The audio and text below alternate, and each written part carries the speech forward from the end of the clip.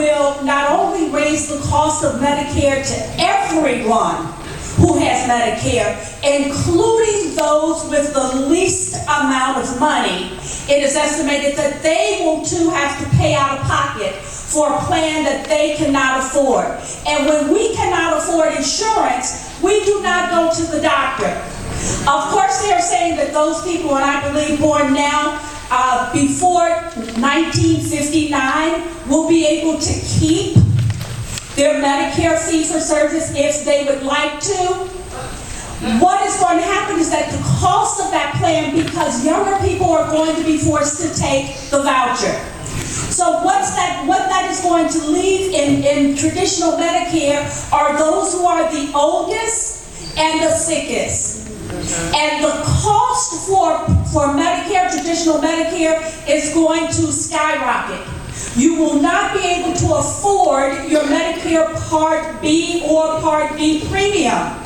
And so you will be forced then to go to the voucher system, for which you will be older, which you will be sicker, for which you may or may not be able to find a plan in a Medicare marketplace that you can afford and that will cover all of the benefits beyond just those basic Medicare benefits that you will need as you age. So this is a plan that we ought to really take a look at and fight against and say to Congress, we need to keep our traditional Medicare program as it is. It works for everyone. It should remain for everyone.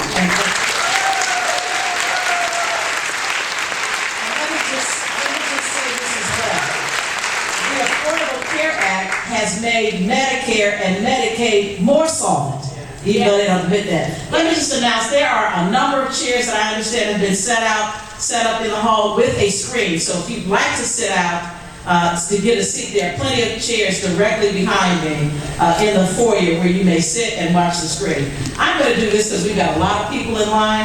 I'm going to take 2 or 3 questions at a time, and so that we can answer them. So I'll take the next 3. Okay, go ahead.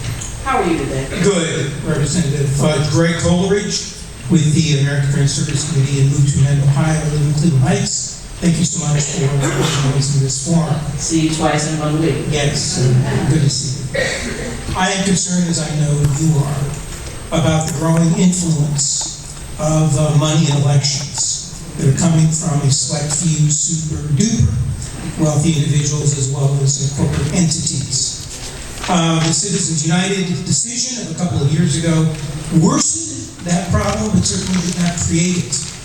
There is proposed legislation that you may be aware of, something called the We the People Amendment that has been recently introduced, both in last session and in this. Your colleague, Marcia Campbell, here in Ohio, supported it. And what it would do, quite honestly and simply, is address the through a constitutional amendment, the notion that money equals speech, by reversing that. Money is speech, those who have the most money have the most speech. And would address this bizarre constitutional construct that corporations are people, despite what Mitt Romney says they are not.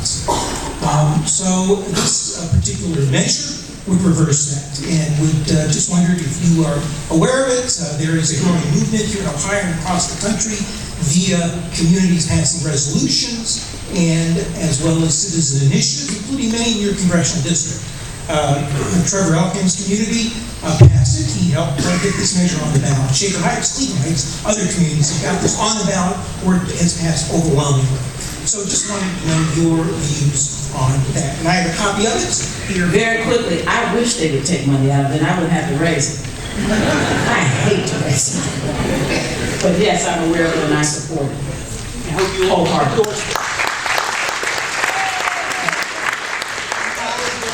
I'm a retired medical social worker, and Congresswoman Fudge, I'm very upset that we keep hearing about the problems about Bannon, about the problems with Congress trying to cut Obamacare or the ACA, and I want to know what actions you and your congressman colleagues will be taking to see that there are not such problems, that you protest the president's appointments of people who are not suitable to serve as his advisors, that you protest any cuts in programs that are needed to help the people of this country.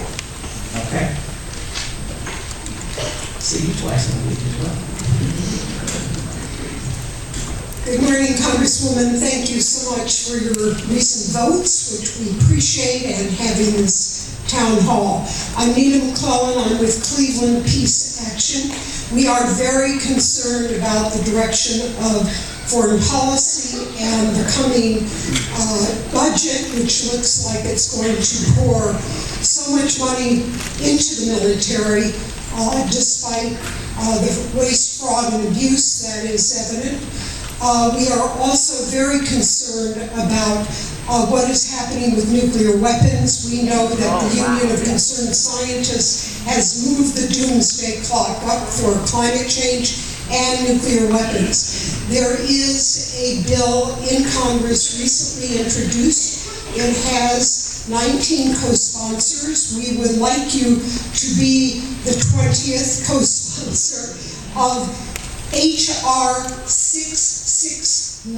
I have a copy of it here. It would prohibit the conduct of a first-use nuclear strike absent a declaration of war by Congress. Congress has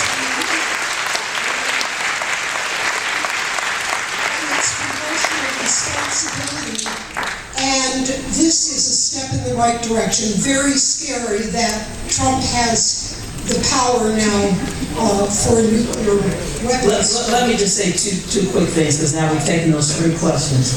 I agree. I believe that it is Congress that has the authority to declare war. We have been trying to get that done for the longest because we do not believe that the language that was passed when we went into Iran and Iraq and Afghanistan is still suitable today. So we have tried to get it back. But let me just suggest to people who may not understand clearly what we do. You know that we do not have the White House, the Senate, or the House. All we really can do is lift our voices, and we intend to do it. We have had marches. We have fought against every single, I've even called my own senators about the DeVos and some others. Because as far as I'm concerned, the people that he has brought to run this government, if you try to find their resume in their briefcase, if you opened it, you would see their lunch and $1 billion. There is no resume. There should not be in this place. And so actually, I go to the Senate. You were asking a question. We go over to the Senate. We fill up the Senate rooms to make them uncomfortable to the best of our ability. We did it for Jeff Sessions. We've done it for Betsy DeVos. We've done it for everybody we can, but we have a Senate that has no courage either. They know this happening. So we're going to continue to march. We're going to continue to obstruct to the very best of our ability. And I think that you're going to even see it on Tuesday night. We've got a lot of things that are going to be happening over the next few months to allow him to let him know this is not going to be easy. You might be able to push this through, but it won't be easy. We're going to fight you at every turn.